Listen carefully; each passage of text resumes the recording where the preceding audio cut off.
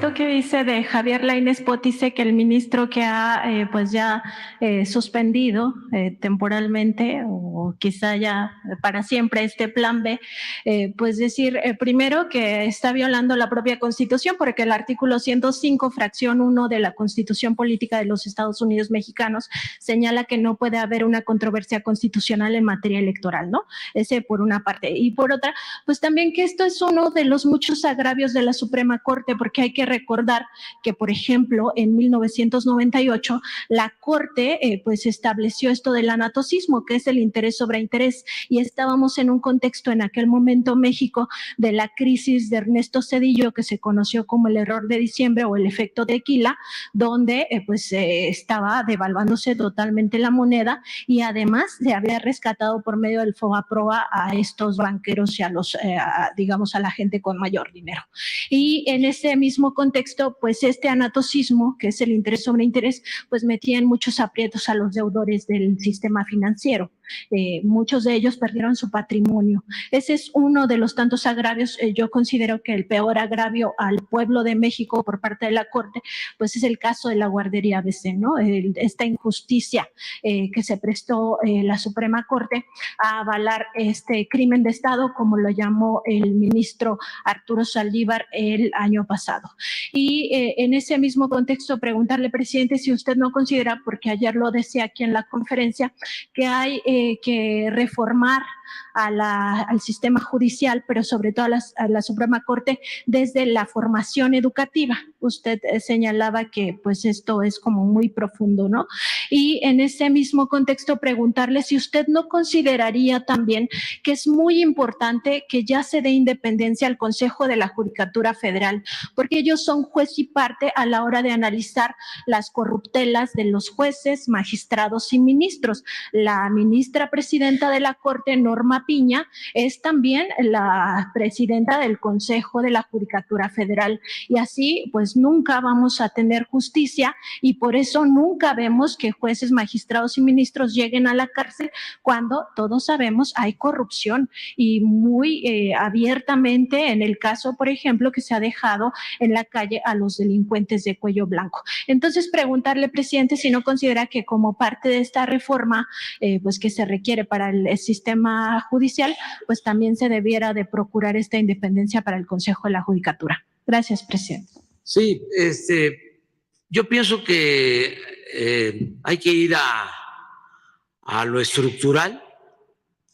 Lo que sucedió, y todos debemos estar conscientes, es que tardó mucho el modelo llamado neoliberal. Se impuso durante mucho tiempo en el país, 36 años. El porfiriato, que es su antecedente, se impuso por 34 años. Eso tardó el porfiriato y echó raíces. Y ni la revolución pudo terminar con prácticas que se crearon durante esos 34 años de la dictadura porfirista. De ahí surgió el tapado, el dedazo, el acarreo, sobre todo la simulación, el decir una cosa y hacer otra,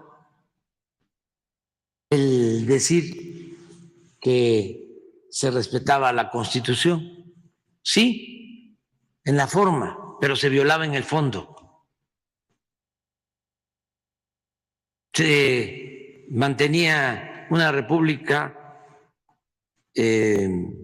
simulada. Habían tres poderes, pero el poder de los poderes era el Ejecutivo.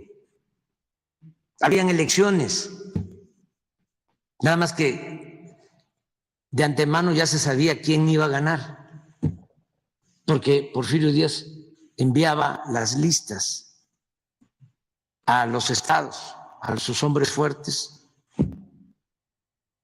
sus palomas mensajeras, y ya se sabía quiénes iban a ser diputados, quiénes iban a ser senadores, o los gobernadores que se eternizaban, igual que él, 20, 30 años en los estados, con hombres fuertes. Bueno, y desde luego, pues, la opresión, la esclavitud, por eso la revolución. Con la revolución se logra avanzar en lo social, es la primera revolución social del siglo XX, la más avanzada en el mundo. Se entrega la tierra a los campesinos, se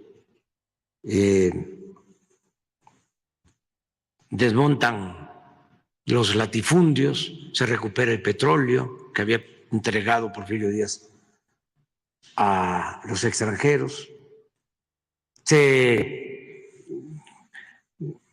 avanza mucho en las reivindicaciones laborales, la jornada de 8 horas, salario mínimo, otras prestaciones que desde luego pues, no se tenían en el Porfiriato. Había esclavitud en el Porfiriato. La esclavitud en México es abolida después de Porfirio Díaz con la Revolución, 1914, hace relativamente poco, hace 100 años. Entonces, se avanza mucho, pero no en lo político. Lo que decía don Daniel Cosío Villegas, ese gran historiador, deja de dominar doña Porfiria, don Porfirio, ¿sí? Y se queda doña Porfiria, porque no hay democracia después de la revolución. Siguen las mismas prácticas. Es hasta hace poco que empieza a haber democracia en México. Por siglos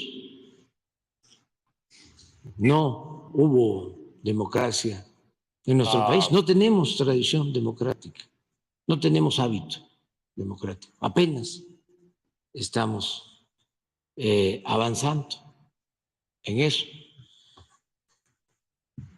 Cuando se establece la política neoliberal, pues lo que sucede es que se profundiza el autoritarismo y se hace evidente de que el dominio público no está en manos de un gobierno democrático, sino lo que existe en realidad es una oligarquía con fachada de democracia. Es lo que predomina, ¿no? Pero son 36 años. No estamos hablando de 1983 hasta 2018. El porfiriato fueron 34. Este predominio del neoliberalismo o neoporfirismo, porque fue como una calca de aquello, pues caló profundo y tuvo que ver con todos los ámbitos de la vida pública. Tuvo que ver con la educación, con la formación de los profesionales. En el caso de la abogacía, desapareció el derecho público y todo fue orientado al derecho privado. Entonces desapareció el derecho laboral, el derecho agrario, el derecho social, incluso lo constitucional. Y el predominio pues, fue lo mercantil, lo penal, todo lo relacionado con los intereses individuales. Entonces, el problema de fondo es que los abogados que se tienen hoy, con esas modificaciones que se hicieron a los planes de estudio, pues no están preparados ni tienen una mística para defender al pueblo, sino se prepararon para defender intereses personales o de grupos o de empresas o de corporaciones. Entonces, si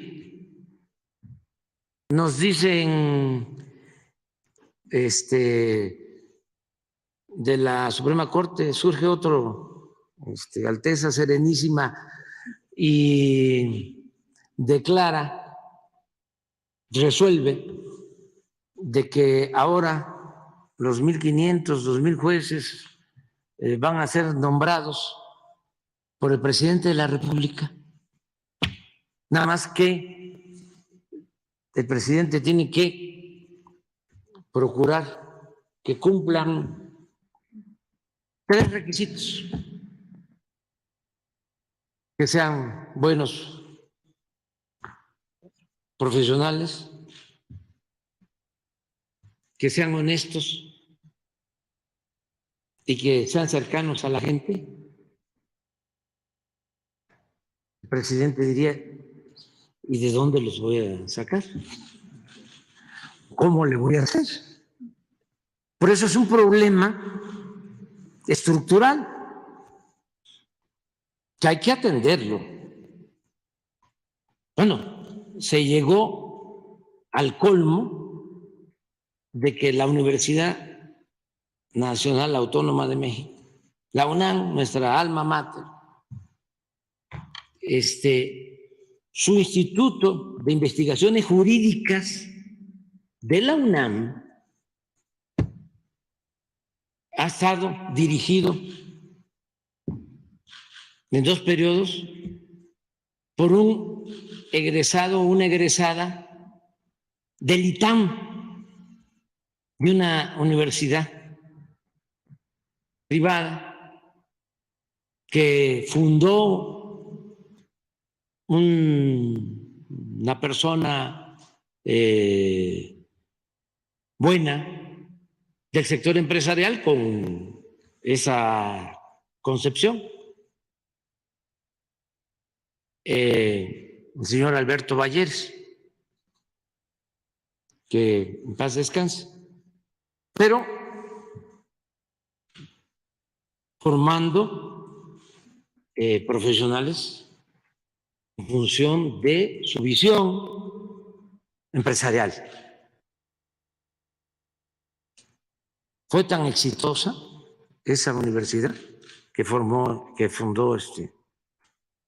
señor Valleres, que de ahí salieron casi todos los secretarios de Hacienda durante el periodo neoliberal. Los economistas, porque esto que estamos hablando de la abogacía también sucede con los economistas y con otras disciplinas. Solo los antropólogos y los arqueólogos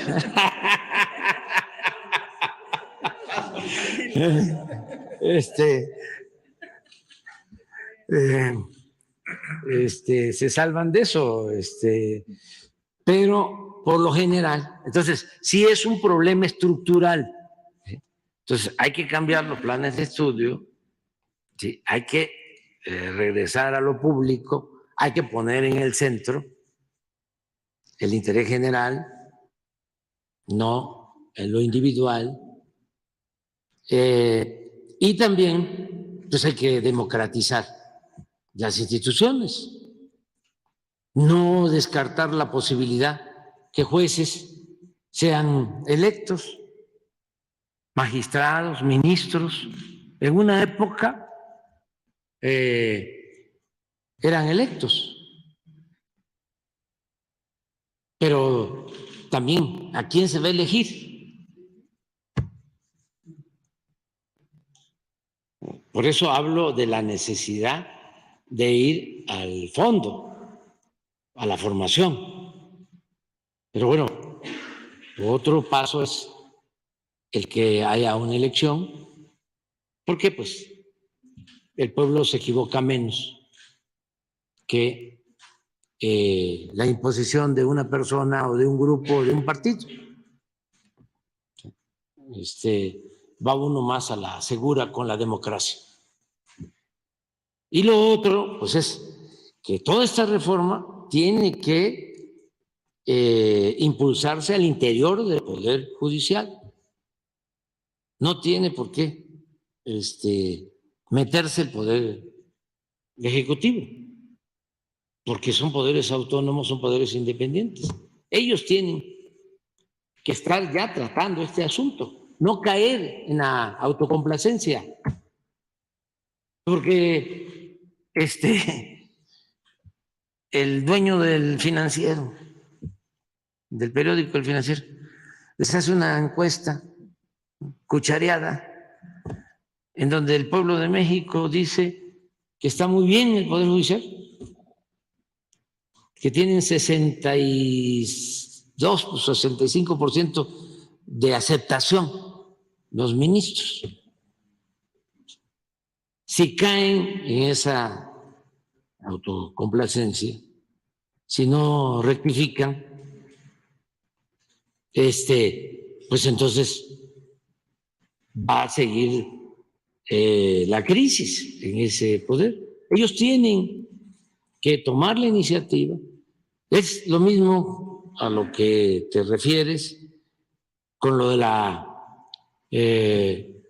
el Consejo de la Judicatura, que dentro del Poder Judicial es el órgano para vigilar el buen comportamiento, el recto proceder de jueces, magistrados, ministros. Para eso es ese órgano, el Consejo de la Judicatura. Pero no hacen nada.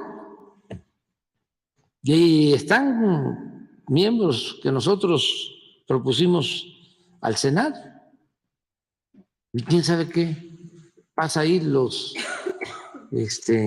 embrujan, porque no hablan, no dicen nada. ¿Saben ustedes de algún juez, de algún magistrado, de algún ministro que esté siendo juzgado o que esté en la cárcel? Ninguno. Es como el castillo de la pureza. O sea, ahí no pasa nada. Entonces, sí, también tiene que activarse el Consejo de la Judicatura. ¿Cómo es posible? No solo esto del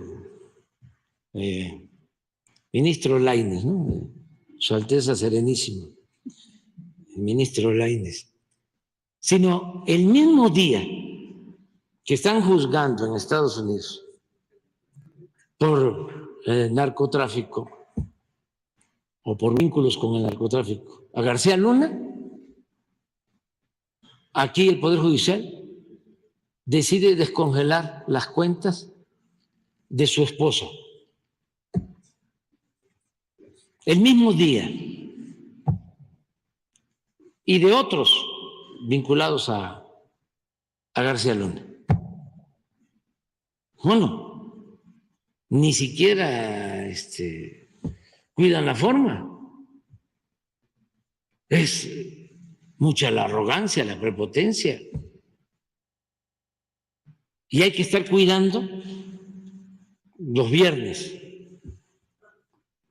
porque de repente un juez le da libertad a un peligroso delincuente. Y hay que estar pendiente porque escogen los fines de semana. Y muchas cosas, ¿no? Entonces, sí hace falta que se dé este cambio y hay que seguir adelante, hay que continuar buscando la purificación de la vida pública. Muy bien.